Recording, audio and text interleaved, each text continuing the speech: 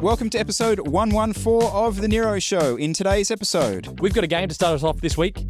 Can you see Aero? Take the quiz to find out. We are issuing stickers this week. Dog of the Year. We go through our dog bikes of 2024. Subscriber question. You ride mostly on the road, you race on gravel, but you've got a crappy gravel bike. Where do you spend your money to upgrade? Gravel or road bike? All right, well, let's get into it. Chris Miller, welcome back. Jesse Coyle. Nero Show, episode 100 and something. We'll figure that out at the end. So, subscriber update. When I first gave this a shout out a few weeks ago, Chris Miller Cycling on YouTube was 58.8 thousand subscribers. We're now on a massive 61,000. The road to 100K is looking rather twisty. But, just out of interest, let's pull some stats. The episode 12 days ago today, so about 2 weeks ago with the episode Top 11 Bikes for Every Budget, the clap back to cycling weekly. On YouTube alone, not including all the podcast players, it's had 45,000 views. What are the percentage stats of the people that watch that are subscribed or unsubscribed? So we are 53% subscribed, 47% unsubscribed. So why don't people listen to us? We asked to subscribe. We get like 2,000 or 3,000 subscribers, and then there's 22,000 people sitting there that don't want to subscribe. I think potentially you called it last week, though. Everyone's already on the trainer, so they're going to have to get off the trainer to go and subscribe. I think that's what we need to do at this point. Okay. We need to suggest to that particular person, just chill, let the Strava bot ride away from you for a little bit, jump off, and hit the subscribe button. Okay, so for those 22,000 people that were listening to us 2 weeks ago, please subscribe to the channel. It would help us out a lot. And if you're in the little the group of people listening on podcast players right now, I guess the people that are listening on a podcast app right now, that percent that aren't subscribed would be higher, you'd have to imagine. So if you're listening right now and we're in years chatting, please hop over to Chris Miller Cycle on YouTube, click subscribe, and the 100K by 2025. It's on. It's on. Yeah. Okay. Thank you. If you have subscribed already, thanks for doing so. I got a game to start us off this week. Let's get into it. Can Chris Miller see Aero? This whole topic's come up. You can't see Aero. The things are got to be tested, blah, blah, blah. I thought, interesting. I want to test it. I think you can see Aero. So I'm going to send you a link right now. It's a link to Canva. I have silhouetted out 7 bikes that have been tested by Tour Magazine. So they just look black. All you're going to get is a photo from the side. Okay. So you're not even going to see the frontal area. Okay. And I want you to rank them from fastest to slowest. So I don't need the exact wattages. Every bike is 2 to 4 watts apart. I want to give you a little help along the way. Let's remember the basics of aerodynamics. Drop seat stays. How deep's the fork? How deep's the head tube? And then any little X factors you can see. That's the main ones. Now, the wheel sets that I've put, don't be confused by the wheel sets, because this isn't necessarily these as they tested. We're looking at frame shape. So yeah, fork, head tube, drop seat stays. Perfect. Okay.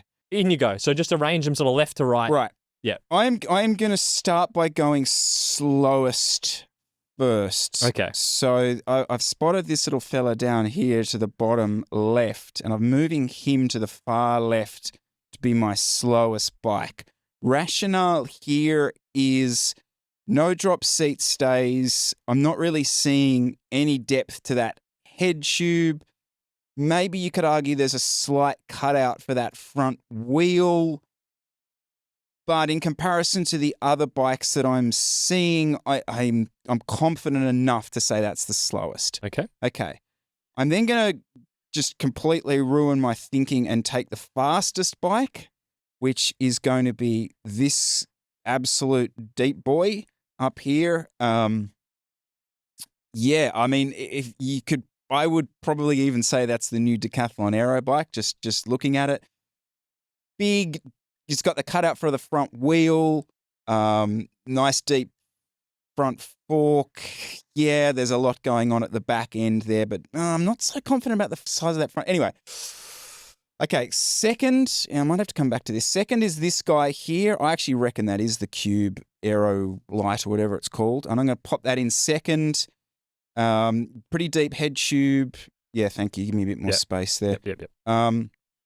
Okay, so we've got that one. We've got that one. That's okay. Now I've got 4 bikes with drop seat stays. Got 4 bikes with drop seat stays. So I need to look elsewhere. I'm going to grab this guy here, move him up into that position. Front wheel close to the down tube. A little bit of a cutout at the rear wheel.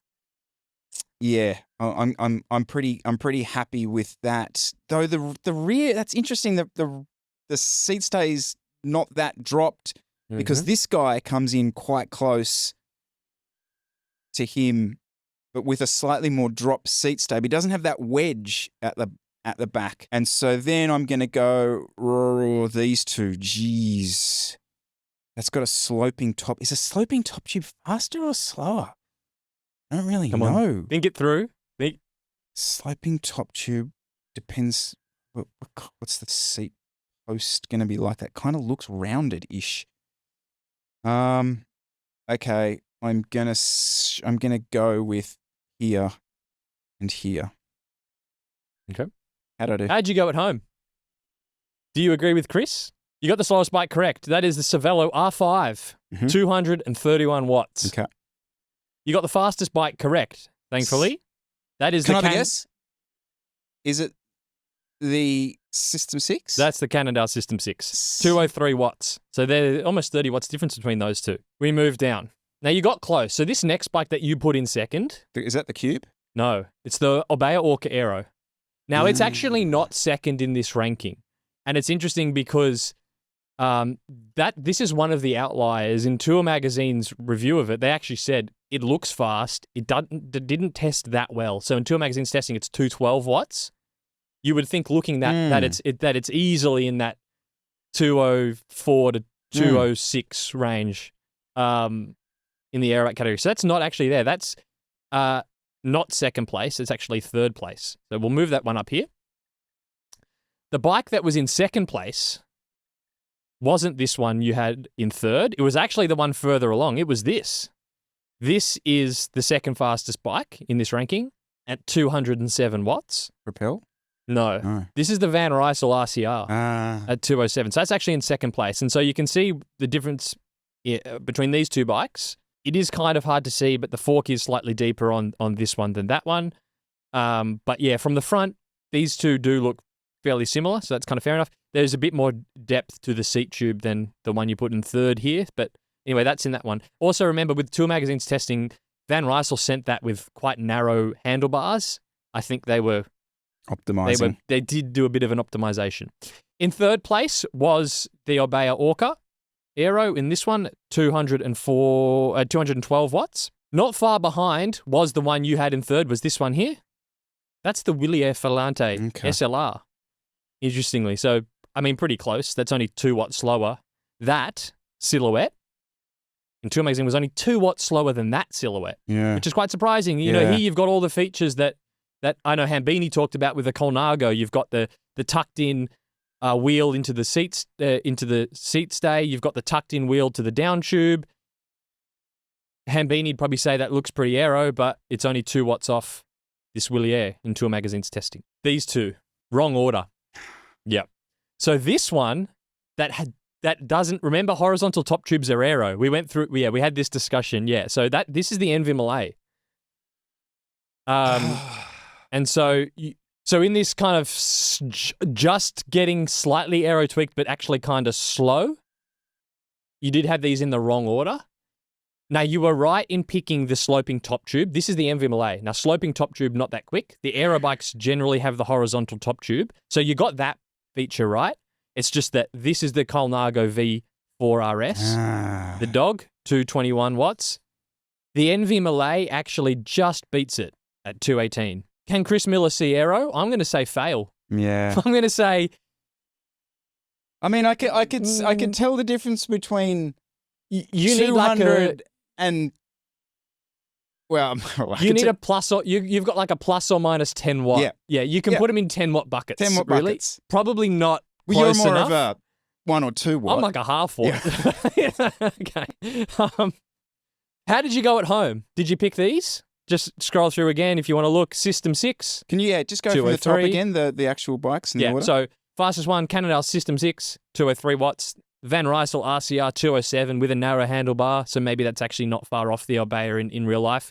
Obeya Orca Aero 212, even though it looks like a spaceship. We've got the Willier Falante SLR, banging in the middle, 214 watts. MV Malay, starting to get to climbing bike territory. Colnago V4 RS, disappointingly slow for what's supposed to be a do-it-all. And then we've got the pure climbing bike, which it doesn't appear to have any attempt at aero optimization at 231 watts at the end. So what would also be interesting is that's obviously as bad as hard as it gets. Is a silhouette from the side. If I had given you a photo of the front, so you can see the surface area of the front, and also if I'd given you a video of the whole thing, or if you could see them in person, I would be curious to see how close you can get. Dare I say, if you could see all the angles, you probably might have been able to get some of those swats. I've started to really lean on the shaping of the tubes as well, like the 3D shaping of the tubes. Like you could argue, if you looked at a TCR as a profile shot, okay, it doesn't have drop seat stays, but if you looked at it side on, it actually wouldn't look too bad when it comes to this.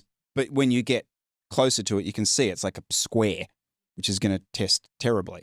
Exactly. And especially if you're not having to say exactly what the wattage is, but if you're just comparing between bikes, which is what we do when we buy bikes, we go, well, which one's faster? Then what's the weight? If you're just having to rank them, I think you can get pretty close. Yeah. That's why I think you can see aero. The only kind of outlier there that Tour Magazine picked up on was that Obeya Orca, where it looks aero, it's not quite as fast as it looks. That was probably the only outlier in what that looks like. Okay, maybe you still disagree. No, you can't see aero. It needs to be tested. My other argument with that is, let's say you're guessing from Tour Magazine's aero testing results, you're getting within 5 watts. I think it's 205. It ends up being 208. I think it's a 215 and it ends up being 212, right? You're close enough. Even if you don't agree that in that process of doing that. Okay, so you rely on testing. Sticks it in a wind tunnel with a dummy on it. Well, is that in the size you ride? Because those results are only relevant for that size bike with that dummy interacting aerodynamically in that situation. So if you're relying on testing, the testing's only, I'd argue, is only more accurate if it's you testing it in the wind tunnel. Because as soon as you start to go, what if you ride a size 49 and you're relying on aero testing from a size 56 with a 6'2" tall dummy on it? Yeah, okay, that might be more exact testing, but that doesn't carry over to you anyway. And so in which case, the error of transferring those results to your size and your body might be plus or minus 5 watts anyway, which is about as close as you would have guessed just from looking at it. And that's one of the major criticisms of the Tour testing, is because it's so standardized that there's this rumor floating around, but brands optimize this 56 centimeter frame to get a good Tour number. And you've heard that specifically some of those German brands like Stork and Simplon, these sort of guys have been criticized, or that's been the issue. What are your other sizes like? When you can optimize a frame size if you know what the test is. If you know the answers, you know the questions to the test, you can kind of try and cheat. But even if it's not a conspiracy, it's like if you're doing a 3D model of a bike and then sending it into the wind tunnel, are you doing a 3D model of every size and then tweaking the shape of the tubes? Like, brands probably aren't doing that. So that's just a game I want to play, and just with just a bit of a pushback to this. Oh, well, it has to be tested. Well, are you on the bike testing it? If you're not, it's a guesstimate anyway, and I think you can look at them and you get pretty close. Aero features are aero features. I rest my case. Is the Obeya the only one that really shocked? I mean, it's not like we've seen a Canyon Aero put in the tunnel and it's tested like 250 watts or something. No. There hasn't been a real outlier. I mean, you could probably even argue the SL8's the outlier. Yeah, the SL8's an outlier in a positive way, in that if you just looked at it, okay, it's got the deep head tube, deep fork, so you'd probably say it's aero optimized. Maybe you think it's slightly faster than the Willier here. If you're just looking at it, you go, oh, well, it's deeper in the front end. The Willier's 214. Maybe the SL8's 210. It's actually 207. But again, you're within 3, 4, 5 watts if you're guessing anyway, if you've got half a brain. Unless you've never ridden a bike before and you're like, oh, deeper, that must be slower. Like, am I going insane? It's not.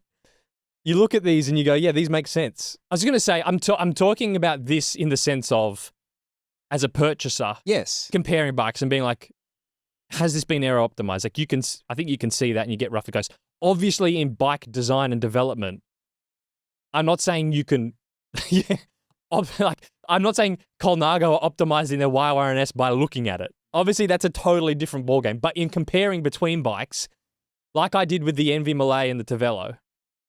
But this is the chat, and I really like this because, there'll be people these two arguing over like 4 watts of difference in a winter. But here's the thing, right?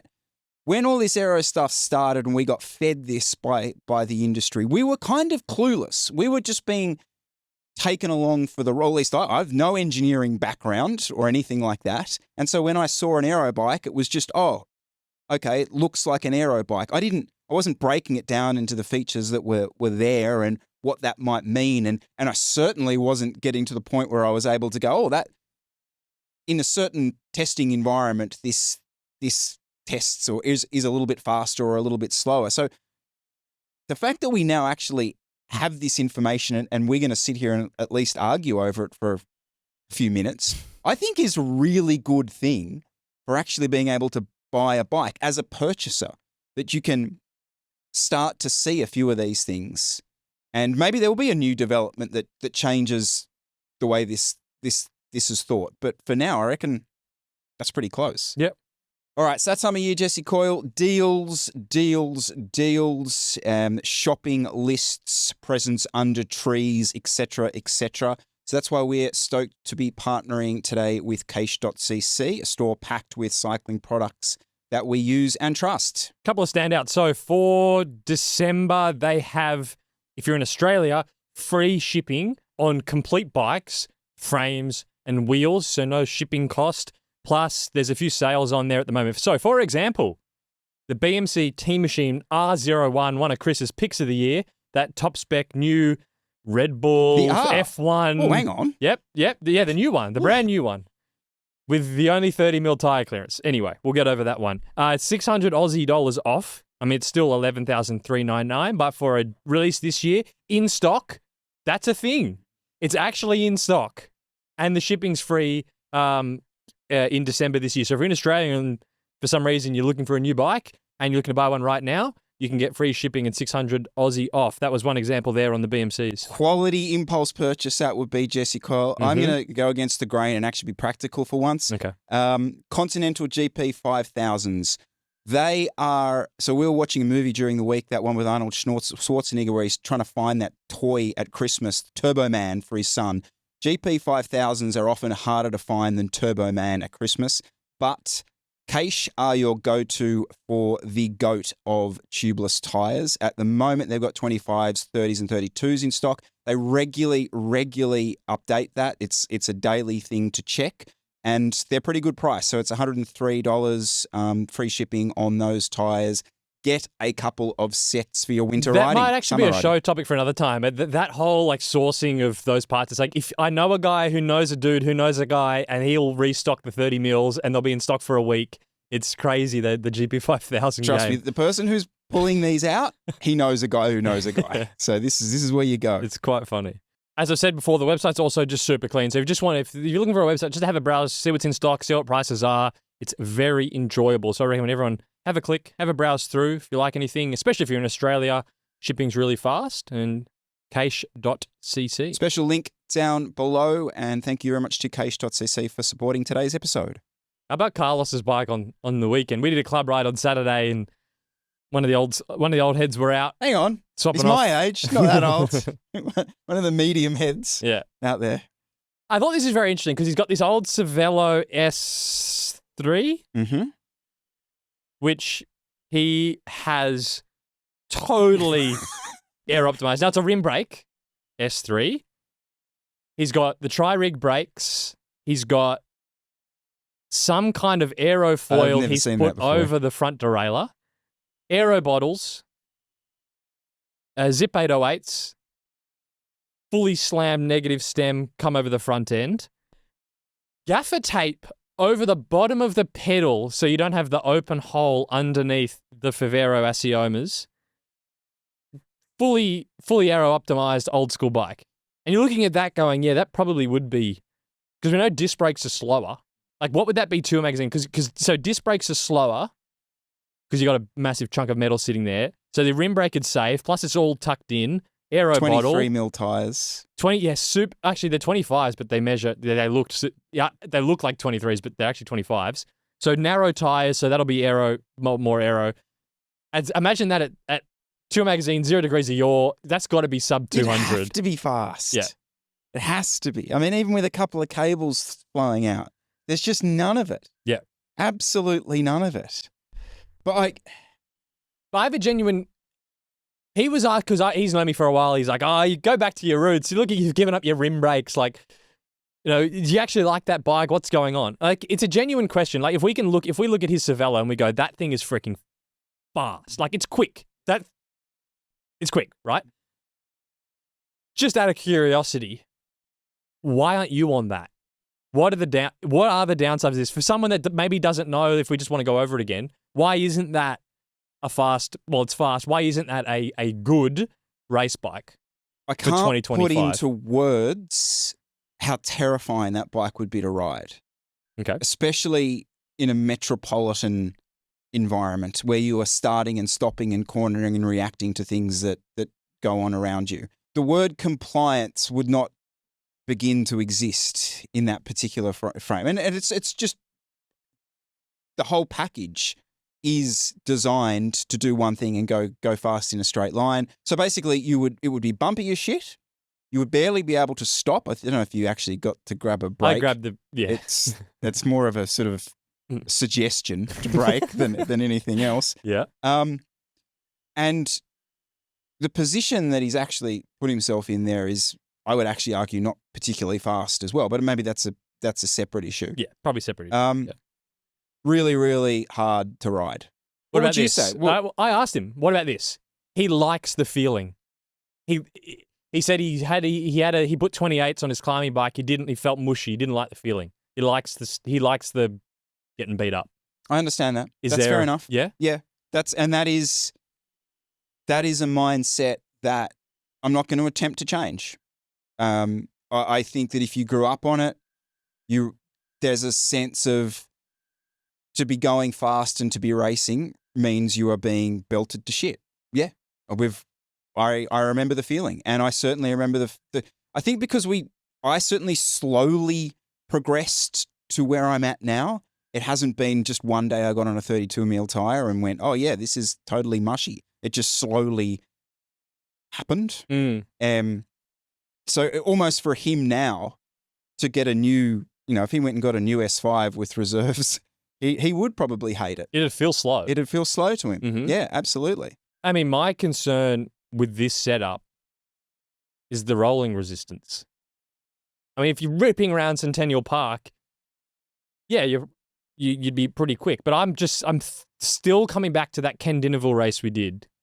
And like, imagine that on the Ken Dinneville course where the whole thing is just like really rough chip seal with potholes.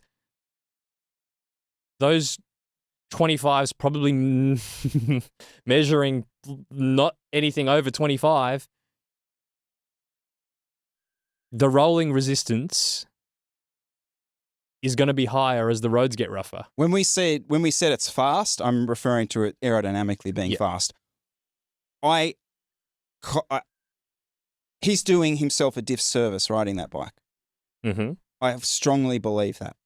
I believe my bike to be superior to that. I believe my bike would be faster, dramatically faster than that bike. Yep. In 99% of circumstances. Yep. So as someone who's performance focused as he is, I think he's selling himself short. I have to agree. Really fast on a road bike time trial around Eastern Creek Dragway. Sure. Anything else? I just think it's just a harsher ride, and the rolling resistance is going to be higher, and your braking's terrible. Yeah, I don't know. What about as a pure Strava KOM? Because Carlos loves a KOM. He does, yeah. Hunt. He's got many of them. Yeah. I think it's got. Yeah, maybe I'm going to contradict myself. It probably has a value in the KOM search. Especially if you're not worried about fatigue, muscular fatigue. Is it correct? Right. If you're only doing like 45-minute Strava, fly out to Waterfall and back. And no. I reckon it's a 2.5 minute. That's, right. That's most of his KOMs, aren't they? They're all like 2.5 to 3. He's got a few of the like, Lapa loop, 20 kilometers, those ones. Even, for anything under 2 hours even, you might not really be feeling too beat up, even if it's, not compliant. I raced Carlos at Grafton 2 years ago, and he didn't ride that bike. So Grafton's a 235k 6-hour event. He clearly had that in the quiver at the time, but decided not to ride it. So he rode, I think he rode an R5. Yeah, that's what he's got. He's got the R5. So just that, I mean, he was curious on what I thought, and kind of like, you actually think that Tavello's quick? Like, this, look at what I'm on. I genuinely think he's on it's an inferior bike. It's just in most of the ways now. That said, mad respect. Yeah, mad respect. It looks sick. Like turn up on that. I just rate the amount of thought that's gone into absolutely every part of that bike. And there is I don't think. Oh, maybe you can do that with. No, you can. You can do that with modern bikes. Actually, can I just quickly segue that into Handlebar Guy? So there are a few, of course, at Sydney, and it's a group ride, so there are S5s there. But I was made aware of a new guy that I need to get.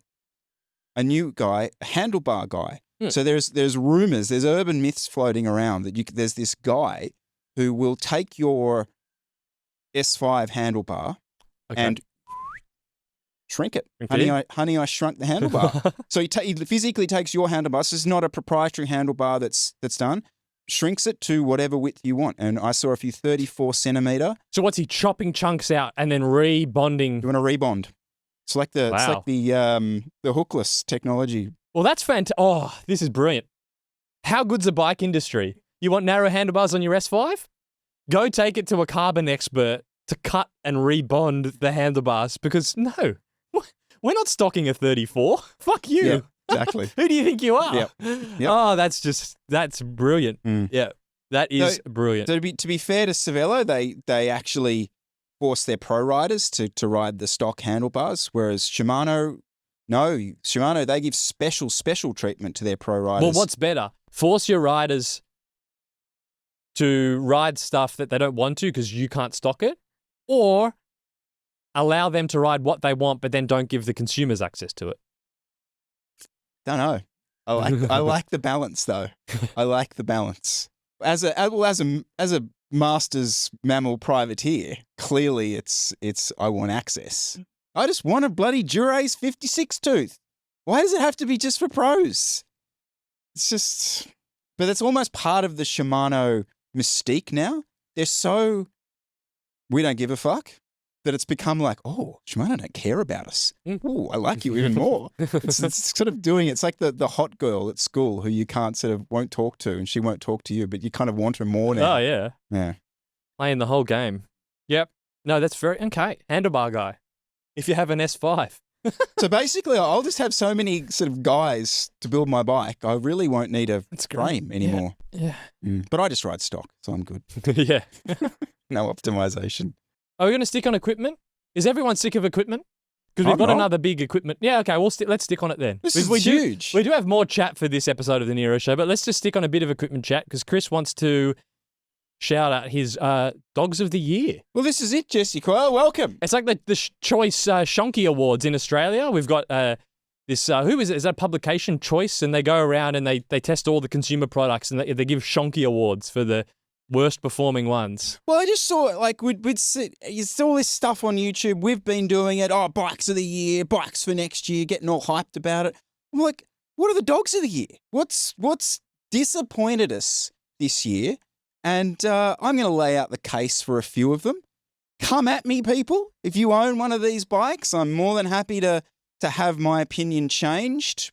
You're going to have to do pretty well to do it, but I thought we might have a bit of fun with it. I don't know if you've seen this list. I actually hid it from you for most of the week. No, I haven't seen it. So I wanted to keep it fresh for you. Mm-hmm. But yes, welcome to Dogs of the Year 2024. Good. Woof woof. Excited to be here. Right. Now, before we start, we have a few retractions to make because we did make some dog claims earlier in the year, and I feel like, personally, I need to retract a few of them. Mm-hmm. First cab off the rank is the Factor Ostro van. I'm on record this time last year, maybe a little bit after that, saying it was horrendously ugly, overrated, overpriced, and was probably going to ride like a dog. Mm-hmm. I would say this bike is up there. Well, it was on your list, wasn't it? It was on your list for 2024 or 2025 as a still an exciting bike. Tests really well, is super sick. The only thing I will say, like you said with it, but if you buy it, go the full spec. And also I'd go a step further and say get Dura-Ace on it, because there's something about that glossy Dura-Ace crank with that glossy Factor bike that's beautiful. Okay? Not a full retraction, my sort of semi-retraction is the Dogma F. Mm-hmm. I talked about it on the Cycling Weekly video. I got a lot of pushback. And I got some pushback from people who I borderline respect, saying that this new bike is a vast improvement ride quality-wise to the previous iteration of it. I wanted to see a little bit more from it, but not a dog. Okay? Brings me to dogs. So the first dog is a you probably saw this one coming. This was a testing dog, the Look Aeroblade. Poor Look. Yeah, it suffered a real whack in the pants when it came to that, to Josh Croxton's 11 megabyte tests. Not really much great things to say. Certainly Guillaume Martin didn't have much great things to say about it with his 7.7 kg build. Mechanics like it, though. Mechanics love it. So quality. It's a quality just build. Layup. It's quality. It's such All a layup. the facing of the disc brake mounts. Beautifully faced. And it's only going to get worse, Jesse Coyle, because next year, the dog of a group set's moving on to it. Now, it's a sad day that I sit here and say anything made by Campagnolo is a dog, but that group set is a joke. I honestly think it will cost them wins next year. It looks beautiful, don't get me wrong. If you want a cafe bike, go nuts. But that bike is going to have 21mm rim internals, nice bearings in those wheels, but that's not going to save them, unfortunately. It's a slight step up probably on the Corima wheels that they had last year. But that group set, that rear derailleur is a legitimate Peloton concern. Like the size of that thing, they're going to be shorn off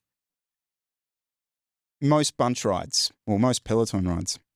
Oh, because it's the Bora Ultra double TOs. That's the wheels. Okay, so it's the full package. It's a Cofidis. Yeah, so they're running a cafe bike. It's basically it's the cafe bike. Cool? Yep. Interesting choice. Now, the standard Cressage RS comes in as a wonderful dog build. No, look, again, means to an end for you, but I've heard this from multiple people, and I'm going to back them, that the build quality of what I've seen is not great. What they've seen is not great. And for a metal bike, that's not really what you want. And you are still buying, if you spec this thing out with Dura-Ace, full best you can get, you're going to get an 8 kilo bike that has no aero tubing in it. And sure, whatever, who cares? But I'm sorry, the people keep telling me this is a crit bike. Well, if you're buying this to race crits, you're selling yourself short. You were literally starting 15 meters behind everybody. Mm-hmm. So I just think you need to get over that. And it's made its way quite successfully into the Dog of a Bike 2024 Interesting category. You put it that it gets a Dog of a Bike award. To me, it was never even in the running to be a bike. It still continues to get pushed to me as a performance bike. Okay. That's my issue with it. Okay. I hadn't seen, no one was. Cafe racer, happy days. Okay. Very interesting. Okay. Brings me to the Ultra. Now, we discussed this, the Bianchi Ultra RC. Certainly not a new bike this year. But Jesse, the discussion the other week with the Colnago sort of sparked me a bit to do a bit more diving into this myth of a bike. Okay, I'm not one for I am one for throwing a few claims out there. Okay, go on. I think there's a bit of fake R&D happening here. Either it's fake R&D or just half-assed R&D. Because whilst they don't really have their white paper. Most of them now all do this white paper thing. We don't get one of those. We just sort of it's kind of, you need one these days. You just get a few little bullet points on the website. And there is no aero testing of this bike anywhere. It does not exist. Now, Tour Magazine could get hold of the Specialissima, but they weren't given a chance to test the Ultra. So the aero bike, the spaceship aero bike that you have designed purely to be this hyper bike spaceship in a wind tunnel, you won't let get tested. 8.4 kilos with a force build. The package, Jesse, because this is the other thing with dogs. All right, it's all good and well to sort of split out the frame, but if you're going to sell me the package can't come with excellent in-house Rapino 50mm carbon racing wheels with 20mm rim internals and 25mm Pirelli P0 race tires. Mate, what are we doing? Yeah, 21 internals. The Reparto Corsa carbon 50s. So yeah. Whilst this is maybe an easy punch down from me, because it is a bit of a joke of a bike at this point, I still think it needed to be brought back up. Sure. And given its dues. Yep. I'm going to agree. Can't see any testing in it. Reviews very hard to come by. The spec isn't even that good. I mean, it looks quick. It probably is quick. Don't think so. Looking Who knows? Well, yeah. No. Okay. No, I'll stand. I'll give you credit. I'll agree with you and say, if hardly anyone's testing your bike, if hardly anyone's reviewing your bike, and no one else is really testing it, you don't get the benefit of kind of assuming it's fast, even though it probably is. It's a bit in this when you got other people releasing white papers and they're off. You got Chinese brands, Silverstone, and your Bianchi is mythical. We were talking about how the Colnago release was good for the aero bike category. Geez, everyone jumped on that bandwagon last week, didn't they? Anyway, that's another point. But, good for the aero bike category. This is bad for the aero bike category. This is the dog behavior that we don't want to see. So, no, moving on. Now, quick side shoot. Dog wheel set of the year, Jessica. We may differ here. The dog wheels of 2024, probably with the dog wheels of 2023, could have even still been the dog wheels of 2022. It's anything Shimano. Basically, stop speccing wheels with Shimano wheels. They're just heavy, old, 21mm rim internal, 1,500 grams for a 50 mil deep wheel. They test abysmally. They're slow, heavy, and narrow. Fail. Just no.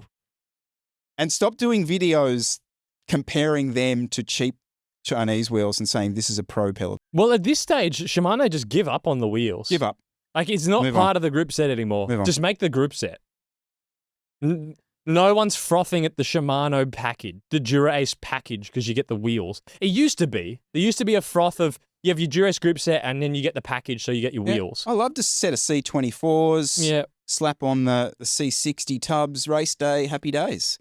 I mean, it was interesting that you picked up on it with Colnago and Shimano last week, because the Shimano now are an official sponsor of UAE, meaning that they have to run, you nailed that, they have to run the full Shimano group set. So he's not going to be allowed to do his trip out with his group set. Clearly it doesn't go as far as having to run the wheels, though. Thank God. Yeah, I think he would end the sport. I don't think he's going to be seen on Shimano Dura-Ace. There are still teams that have to run Dura-Ace wheels. Yep, I'll give you that. 100%.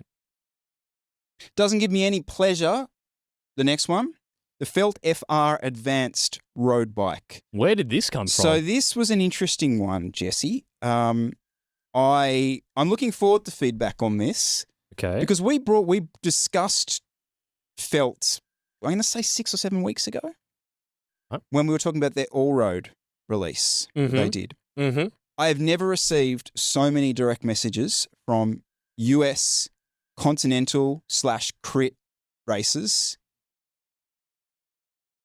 speaking negatively of their bike. I've never, ever received the quantity of that. And it was all coming down to this particular frame that guys didn't like. So the specs were a bit confusing. So it's a 900 gram. It's a Canyon Ultimate. It really is. So it's a 900 gram non-aero. I'm calling it a non-aero do-nothing bike. So it's not a climbing bike. It's not a do-it-all bike. It's not a aero bike. But it's trying to sell itself to be all these different things. And that was the feedback that I was getting from the guys. The crit racers didn't like it because they basically said it wasn't snappy enough, it was slow out of corners. The road racers were saying it was too heavy. And they're playing in a price range, putting it squarely up against a Specialized. And it was just a really very difficult sell, which from a brand that's been producing some of those aero bikes, I think the AR is still one of the fastest bikes going around. Needs an overhaul, mind you, but that's a little bit of a disappointing one. And ships with Shimano Dura-Ace wheels, which was another couple of things that a few of these guys picked up on. Obviously, I appreciate the feedback from everyone, but yeah, that was a real community vote. Okay. Because we don't see many. I don't think I've ever even really looked at. Yeah, this one. But again, I'd love to see in the comments. Honestly, this was one that I was pushed to do. But if you race in the US and you've ridden this bike and you really rate it, let me know. Okay, all I'm going to say with that pick, I think for a Dog of the Year award, it needs to be doing something especially bad. Either through like some marketing they've done, which is just garbage, or like an actually like amazingly bad product. I'm looking at this, I'm going, it's kind of like that Focus release where you're just like, yeah, there's nothing pissing me off. I don't know who would buy it. Mm. So I'm not sure if it deserves a Dog award. Mm. Yeah, I mean, yeah, I'll accept that. Because in this category, I mean, I could list 10 bikes. I don't think you could though, because at least the Focus is it's got drop seat stays, it's lighter, it's going to try and give you some middle ground performance, and might be really nice to ride. Yeah, maybe. I don't know. Okay. On notice. Carry on. Maybe on notice. Second place, the Colnago V4 RS. Just because it's slow and it's not very light, and all of its shortcomings have been washed over by a guy who's fitter than everyone else. That's probably the more irritating part for me. Like, it's very tough competition for Dog of the World Tour. Like, you're in with the Look Blade, you're in with that La Pierre one that's aero but actually it's really slow. Look, there's some tough competition. I'm probably not going to say it's winning Dog of the Year for the World Tour, but in terms of that fact that the best rider in the world is using it so effectively, for me, makes it more frustrating and probably moves it up the rank a bit just for the hype around it. Yes. Which brings us to the winner. The 2024. Do I need to make a sticker on Canva? I think so. Send it Actually, to them. people have been asking for that. What? Yeah, this is a dog of the bike. Dog of a bike. Oh, okay. Because you go stick it on your mate's bike when you're at the cafe. All right. Yeah. Dog of a, I'll look into that. Mm-hmm. Do it under maybe. Yep. Print some Dog of a Bike stickers. Dog of a bike stickers. Congratulations. And you know where we'll be heading? We'll be heading straight over to Little Trek, and we'll be slapping them on. Oh dear. Because lose that press accreditation pretty quick. Goes the press accreditation. What are you doing over there? Nothing. So the Madone Gen 8 for me it's a runaway winner. It's a runaway winner. Okay. It just did everything. Why? Okay. Give it to me again. Because I just love hearing it. Well, basically, it's a lie. So it was we were told that it was going to be sort of as light as the Emonda and as fast as the Gen 7. We really haven't seen it being as light as the Emonda by any stretch of the imagination. And the aero testing is all based on rider on the bike stuff, which let's not with go an down aero that- bottle at with 30k an aero an bottle hour. at 30k an hour. So, hold on. Heavier than the Emonda, slower than the Madone previous generation, and by the accounts of people that have ridden it, less comfortable than the previous generation Madone. The trifecta of doggishness. Going beyond the bike, it's the most cynical reconsolidation of inventory by a corporation to then be sold as something else to its fans. And Trek's, and they have a good reason for this, Trek buyers are fans of the brand. They love it. And Trek know this, and they just sold them total bullshit to just make less molds and strip the bottom line. And it's a joke. Absolutely, it's a joke of a bike. I'm going to add to it. Also, not to a magazine tested. Has it been Let's get independent? into Has that. it seen a wind tunnel No, anywhere? it's Has anyone tested it? This is No? the SL8 was in every test everywhere immediately. This thing, it's like it's got a friggin' caution. You can't touch me. It's like Even ride reviews. Because I was like, oh, well, it's been out for a while now. Surely we're getting more ride reviews. It's still, you've only really got the Ben Delaney on release day. The only real actual ride review was Trey from Bicycle Station. He hated it. And it's why, like, one of our stupid reels that we did this year was the Trek bike. And I honestly think that one of the reasons that that's the case is because it's some of the few content out there talking about the bike beyond Mads saying, "Oh, it's great, it's a little fast." Yeah, I just hate this bike. I hate this bike. Every time I see it, I just think, what did you like? Why? Like, if you're a Trek fan, okay, I get it. You grew up with the brand. I understand that.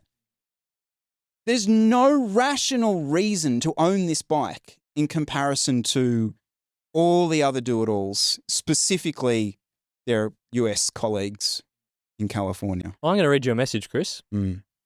This is From where Richie? this is where bikes get confusing. I actually sold my S5 and got a lower spec Madone Gen 8. Absolutely love it.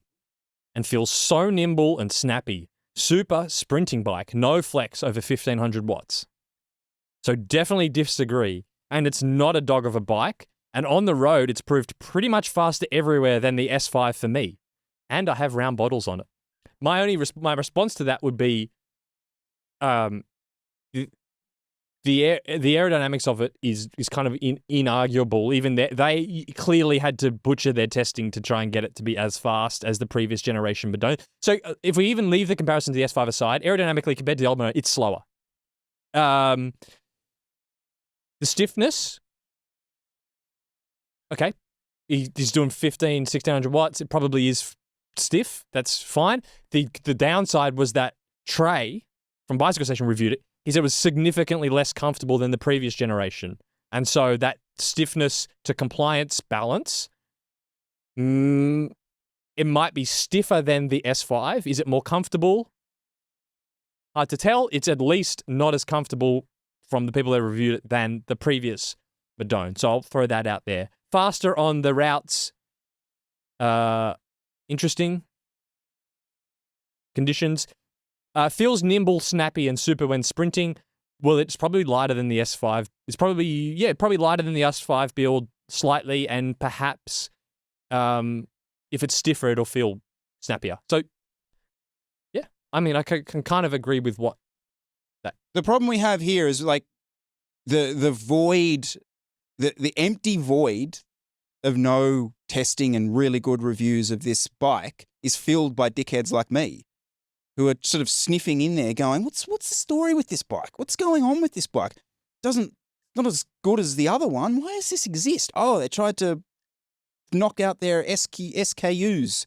And so start going down that rabbit hole. Then this guy's sort of bobbing in saying, no, hang on a sec. That's not the case. So if you are Trek at this point, and clearly you're just sitting back, I don't know, waiting for Mads to win some races, and that's basically going to be your argument, potentially, I think you need to fill this void. Unless you're just, I don't know, happy selling that to your Trek frothers and that's it, which might be the case. No, I think it's interesting. Like it's kind of funny that it comes down to asking people's opinions and piecing bits together because there's not really any testing on it. So yeah, it's. I just thought I'd throw that in there because there are people that definitely disagree with you on that one.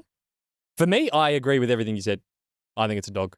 I just think we will look back at this generation of do-it-all bikes and go, oh, that was a bit of a missed opportunity for 2 years, where we kind of just did this lowest common denominator thing where we tried to do little bits okay.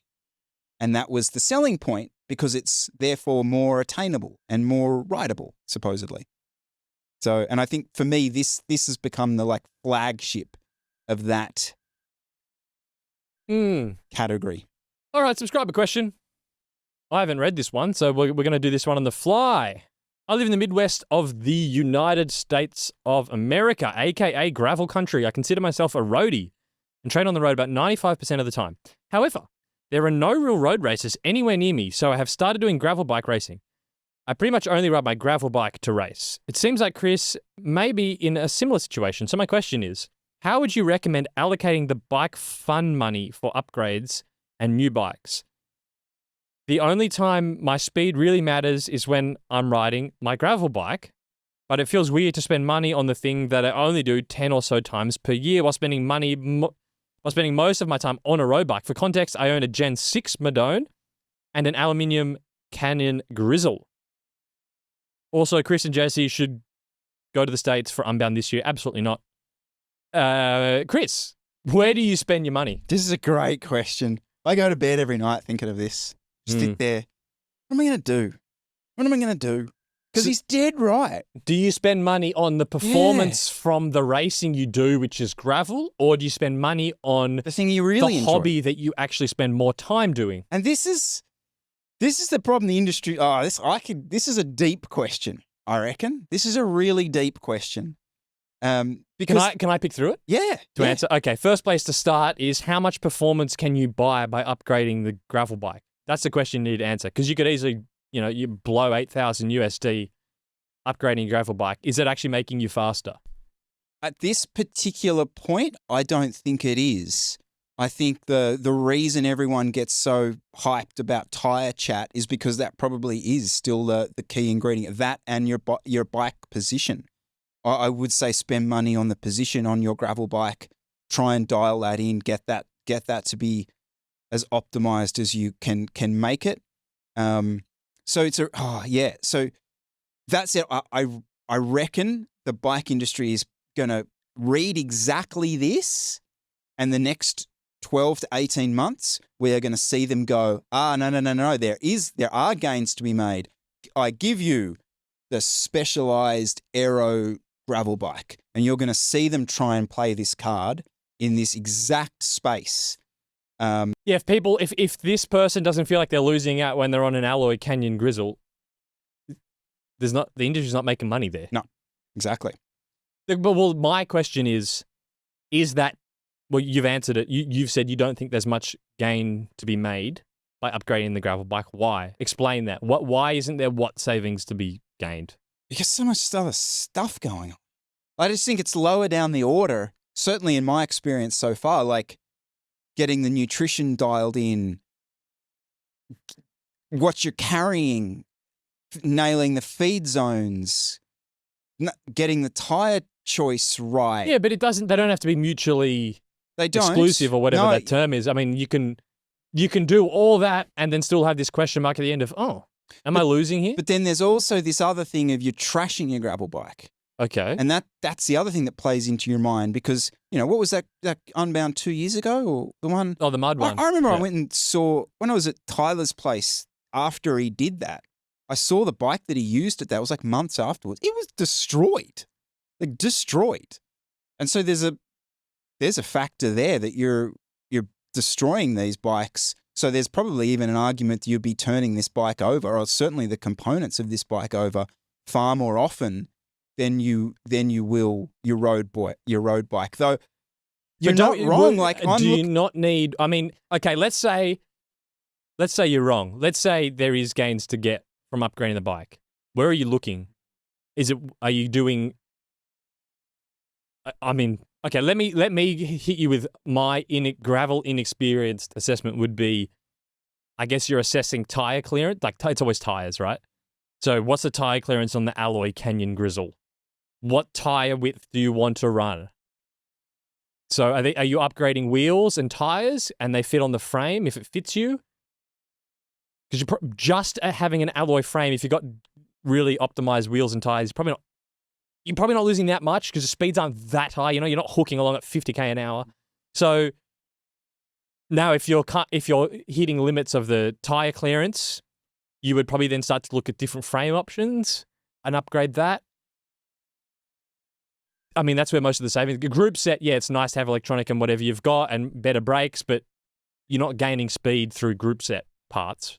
No, but getting your gearing right. The right I think gearing does matter. Gear ratios Do matter. I definitely feel like in gravel that optimizing that. Yeah, I mean the braking is such a big part of it. Like a really good performing disc group set is a performance advantage. I do actually feel that. Okay, so now we're coming into maybe it is worth dropping some money then, depending on what you. I mean, this is just a question. You'd have to see what bike he's on. Yeah, and you could then probably say, "Is there?" Okay. The problem also he doesn't train on it. Yeah, and this is the other problem. It's not as. I don't get anything out of it. I don't get any. Oh, I got a new chainring. What's new tires? Like I don't get that same. Yeah, but that's coming from you already have a brand new Cervelo Aspero with full race wheels and a full. You already have a really good gravel bike. I would imagine if you had done this season on an Alloy Canyon Grizzle that's not optimized, that's the beauty of already having an optimized bike. Fair point. Yeah. Yep. But you're saying more from the leaving performance aside, the frothiness of the new part, which you get to go and ride 3 times a week, and enjoy the new thing. You don't get that if it's only on the race bike. That's what I mean. Okay. That's exactly what I mean. Right. But it feels almost doesn't feel right. That's what I'm putting the new exciting bit on. Mm-hmm. Whereas the road bike's sitting there and he's got a Madone Gen 6 Gen 6 Madone. That's not under 8 kilos. Okay, yeah. Well, let's talk. Okay, Gen 6 Madone. You upgrade to something. Don't get the Gen 8. Okay, let's. Sorry, let it go. Yeah, let it go. Look how big the logo is on that one. Yeah, I love that. Oh my god, I love that. Yeah. Anyway, okay, let's stop ragging on Trek. The bike. You're on a Gen 6 Madone. We don't know what the grip set is and the wheels are. You drop some coin. That's what you're riding almost every day. Because you're saying, how would you recommend allocating the bike? So if you say, we should allocate money to updating the road bike, why? To what end? To what? Because that's your passion. I do think that that's still your passion, and I kind of read it in between. A reluctant gravel racer. I think you're a reluctant gravel racer, and you're like me. You've got this competitive urge that you want to race, but you're being given less and less opportunity to do it on the road bike. Blah blah blah. We've been down this track, but ultimately, you get on that road bike. Nothing beats that sensation, and that's always going to be the case. But you're not being able to fulfill that competitive urge out on the road bike. Yeah, like I would still argue for the fun money to go on the road because that's where you're spending 95% of your time. Okay.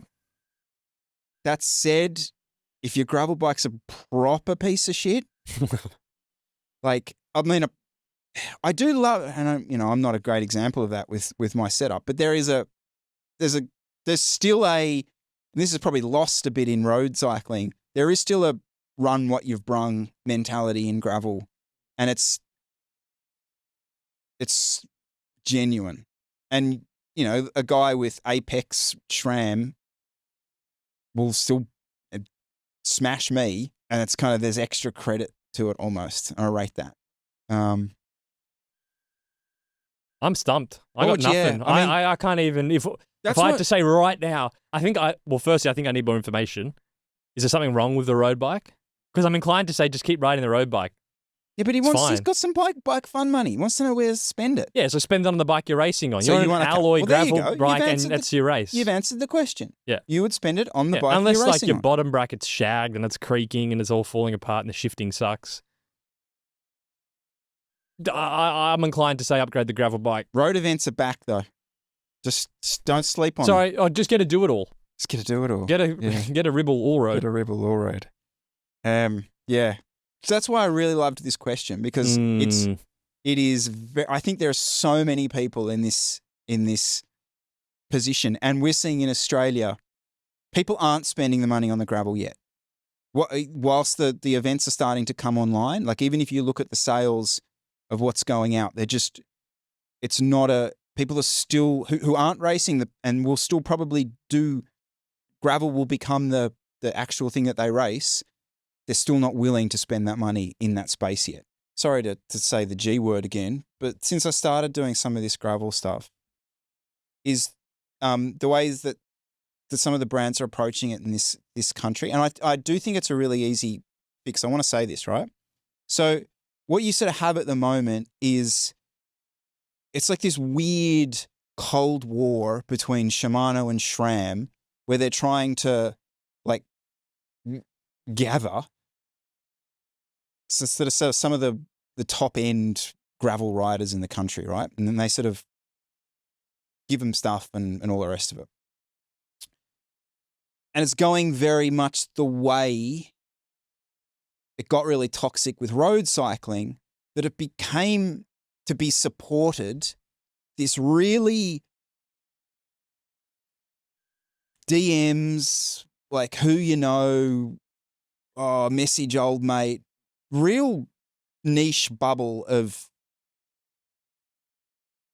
athletes and marketing people that's very closed and hidden and underground, which is, okay, that's a criticism, but it's an obvious one. But here's what I want to see. Really, really simple, okay?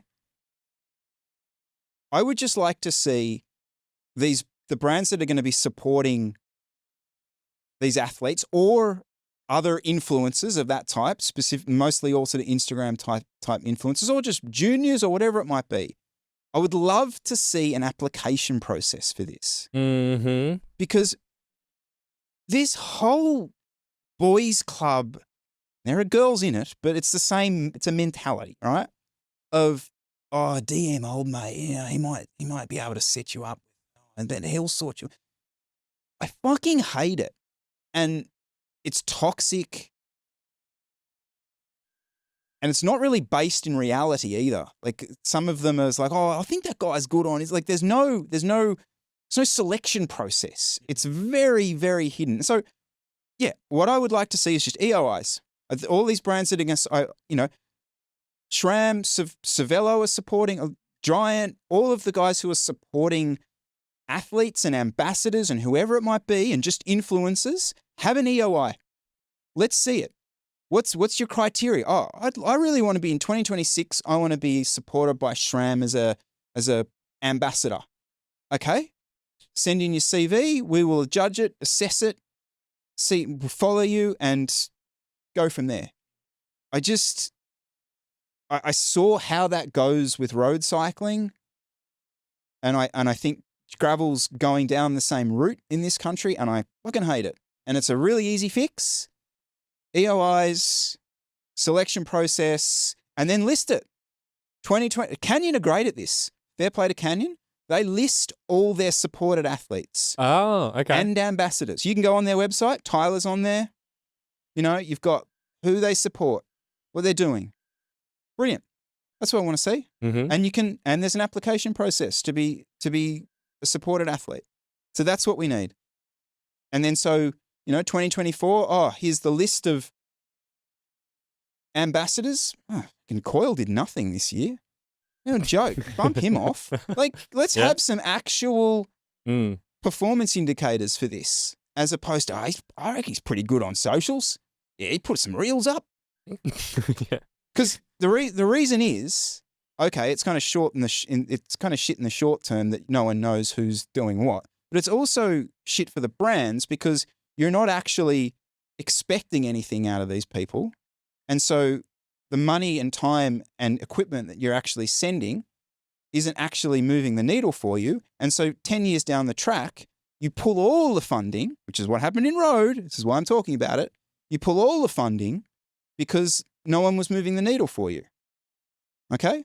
And so it's a very, very important thing to do. And that doesn't annoy me as much because most of the Extreme and Shimano, for example, it's just charity. They're not expecting Shimano sell all their stuff in Australia. They can't keep up with stock. So them supporting anything domestically is just charity, supporting racing. So it doesn't bug me that side of things. It bugs me when I'll be speaking with a younger rider and they're like, how does someone get that? How do someone do that? And I go, look, I don't know. They probably knew someone or they were harassing them and messaging them, or maybe their dad knew the guy. And I'm struggling to even think of, Nero team had an EOI. I'm struggling to think of any other teams, ambassador things, sponsorships that have an actual EOI process. I think I definitely. It's the pushback every time I mention this to a brand person. They go, fucking chill out. We're just helping out. And you're right. They are absolutely, they're just helping out. They're not expecting sudden bumps in sales from giving someone who finished 11th at the Dirty Warnie a group set. I get that. But your point is exactly right because it becomes a who you know game. We just need a selection criteria. There's 4 races next year that are selection races for ambassadors. You got to finish in the top 8 to qualify.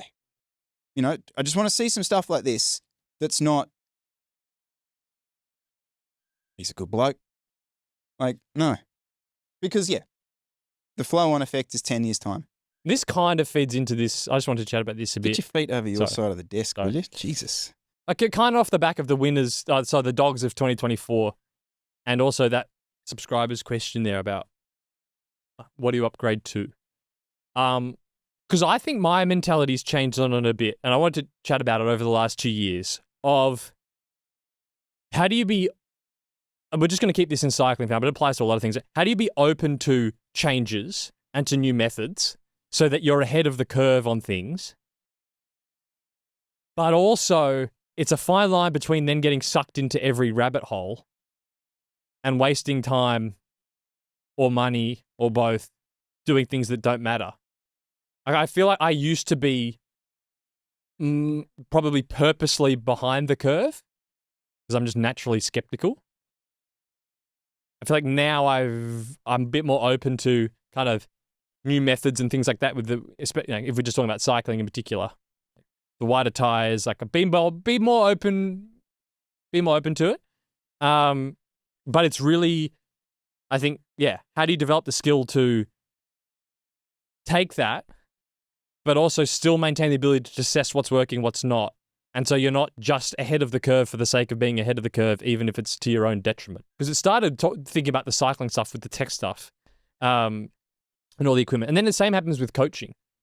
I mean, there's some things with coaching I feel like I've been way ahead of the curve. Heat acclimation stuff. That's still just a new topic now. We've been doing heat acclimation blocks since Philippines. That was 5 years ago now. And so in certain aspects of the sports science, I've been ahead of the curve. And then there are other things I've been purposefully not behind the curve, but purposefully holding back from, like the lactate testing for one of them. And so I'm playing the same game of adoption and holding back in coaching too. So, And it's a similar game you're playing in cycling. Do I upgrade to 32 mil tires or not? well, let's just quickly drill down on those two. Because that's two. That was the two examples I was thinking in my head was like, what's he referring to here? I was like, okay. So heat acclimation, you're dead right. You were an early adopter. Was this based on your own personal experience that you adopted this so early, or was it specifically research that you saw, or can you remember? I remember specifically what it was when we were going to go to the Philippines. This was probably when we just found out. And just obviously from university, from sports science, I knew like heat had impact for performance. I wasn't up to date on the research on how to actually acclimate for that. So I emailed Phil Chapman, my lecturer at uni, and said, hey, we've got this race. What's the best way to heat acclimate? And he sent me a structure which is kind of still fairly close to what I do now and some of the research. And then that started off, okay, well, what's the research say? And this was like 5 years ago. And then I've now just kept up to date when new studies get released. And so that's how I started. It started with a personal and the team interest in getting good at it and having to do that well. And so maybe I was kind of lucky in that in that regard, I was probably ahead of the curve just because I happened to be going to a hot race. If it wasn't for that, it probably would have taken me for a while to force my hand and to make sure I was up to date in that whole process. Yeah. Whereas this lactate stuff's been sort of kicking around probably the same amount of time, maybe a little bit sooner than that. Mm-hmm. And yet you're right. You've held off would be the right sort of way to describe it in terms of dumping into it. Is there... That one I've just never been convinced that what you pull from it improves the training process significantly that's worth doing it in the first place, or improves the performance tracking process more. I can see how it's used. I understand it. I've never gotten to the point where I've gone, yep, I'm going to implement this. I think it's worth doing. I feel like I can pretty easily get around having lactate testing and still get a good outcome for myself and for riders. So I've chosen not to do it. So, but then how do you? Yeah, it's just interesting. And when it comes to but then on the bike side of things, like I was probably late and too skeptical of the wider tires and the aerodynamics, probably because it was pretty I could still race on it was just inconsequential to me, so I'd never really forced me to to really consider it, because it was just, I don't know, still get around a race on a TCR, what does it matter? Whereas the shorter cranks, you're just like, yep, let's go. Jump straight in. So you were holding off for all this time on the, being cynical and not being cynical, being. But do you ever assess how you take on new technologies or new aspects? Do you do a personal assessment of how you sit with things? You never really thought about it. Yes, your own natural bullshit filter. Like that's ultimately what you're trying to use. For example, here's another one I thought. Hambini's still in the comment on the China cycling video going, oh, the brands are trying to convince us wider wheels and tires are more aero. You know, the 23 is still the most aero. I don't. So with are you purposeful? Like, maybe that's I need to ask him that question. But I still, are you purposeful? Like, has he done no assessment of, like, are you fairly assessing that? I think specifically with the equipment stuff and with the riding stuff, the way I like to think of it is this: I'm willing to try anything. I do think that. I do think I'm open to new ideas, but I will jump to my conclusion very quickly, and I will base a lot of my opinion on my own feelings and feedbacks from that. And let's roll that through to the wider tires thing. There is no wind tunnel result that can convince me otherwise, because I ride the two things. I ride my bike a lot, and you're not taking them off me, because I know what it feels like. I know what that sensation is. And for me, that my experience dominates my opinion on it. And so I would like to think that I'm open to new ideas. So hence, yeah, I would like to think I'm going to be ahead of the curve, but that doesn't mean I'm going to like it. Mm-hmm. Yeah. Mm-hmm. No, I found it personally interesting in that all the chats we've had and the stuff I've done for the show, it's changed how I've approached other things. Like I am now just naturally more open to changes and like technologies and different things like that. I think I do generally think totally outside of cycling, I am now more willing to. I still feel like I have a really good ability to like assess things objectively, but my skepticism radar is definitely turned down.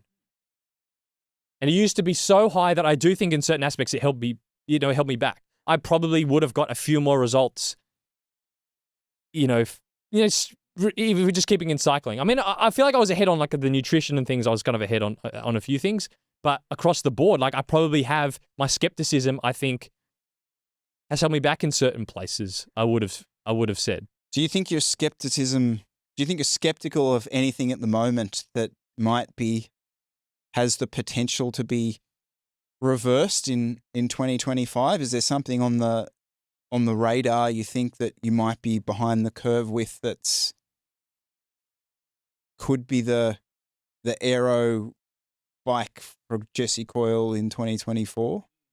Probably something loosely related to cycling is being a little bit of the head of the curve on using AI. I think I almost have a permanent ChatGPT tab open in my browser, and I'm actively trying to use it more often because it just makes everything more efficient. Me, a few years ago, I probably would have been like, if you use it, it's a shortcut. You're not learning how to do something, so you shouldn't use it, right? And now I'm like, no, okay, I'm going to try and use it. And right. So, for example, I had a rider do a lactate test.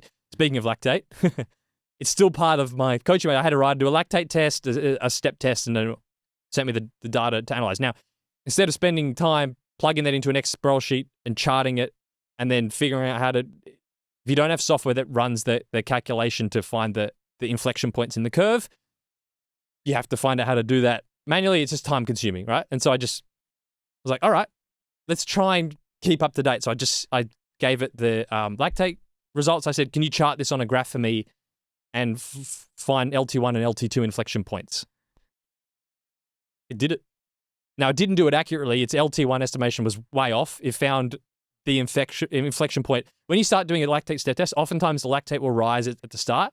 It actually drops in the easier steps as your body processes through it, and then it starts to rise at LT2. It found that first inflection point, like 100 watts as LT1, which is obviously, so you need to have a brain to clearly find out if you sent that, your LT1's 100 watts. It's obviously not, right? So I got that wrong. The LT2 estimation was correct, lined up with what I thought, and it did it in 10 seconds. What would have taken me like 20, 30 minutes of plugging things in, playing around, playing with the calculation. So like that, I don't know, that's just an example of, I think me 3 years ago probably wouldn't have bothered using chat. What would you use? Oh, it's kind of cheating. What would you use that for? Now I'm like, I've been able to give better analysis. Well, maybe not better analysis, but I've been able to give analysis faster. I've saved time. The chart looks great, and it's all accurate.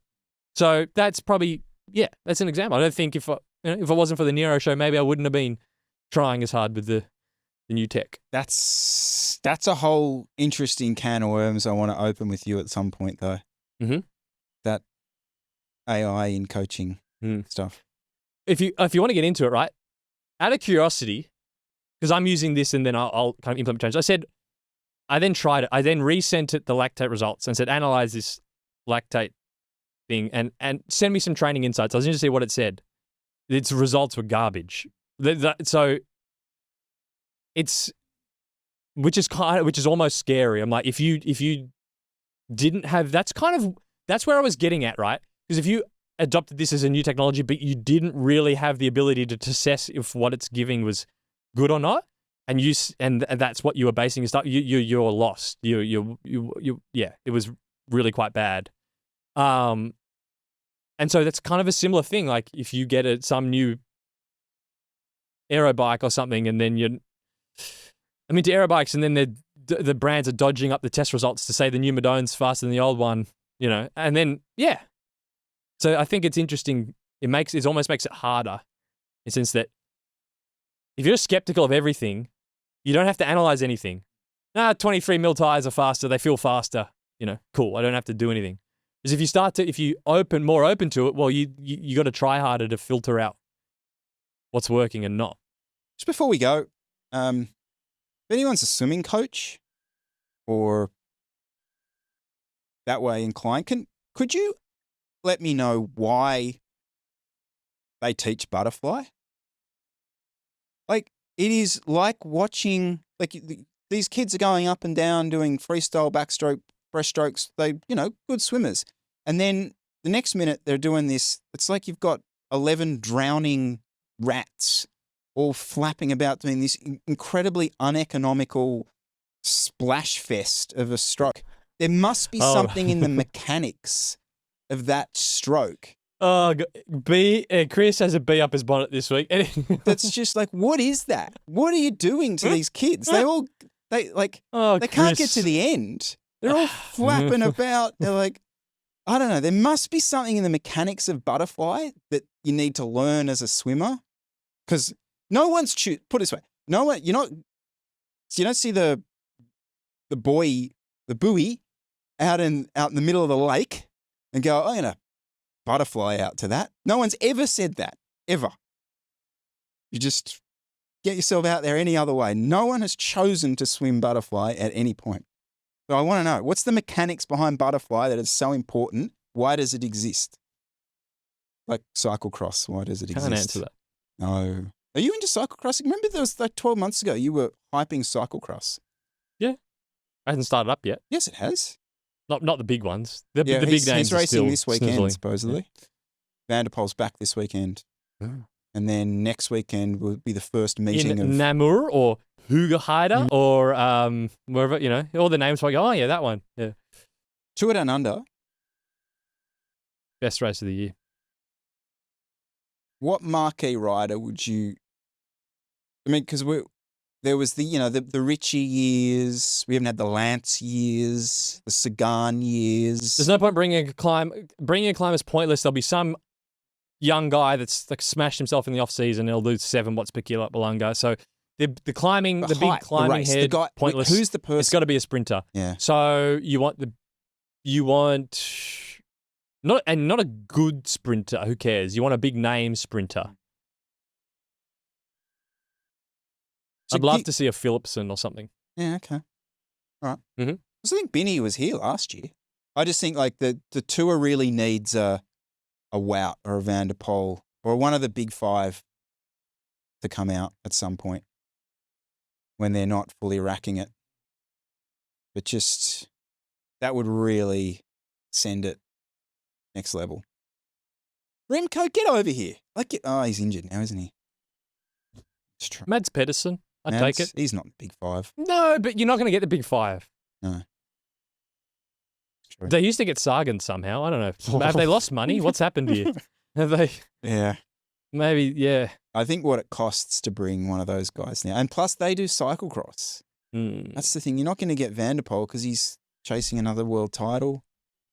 Yeah. Let's get Pidcock. Do you think he's going to ride Scott Bikes off-road? So he's going to ride Pinarello's off-road. Yeah, split contract. Yeah. I can't believe how right you were about this. It's one of your greatest calls. He's so overhyped. Yeah. It's just sickens me how right you were about this.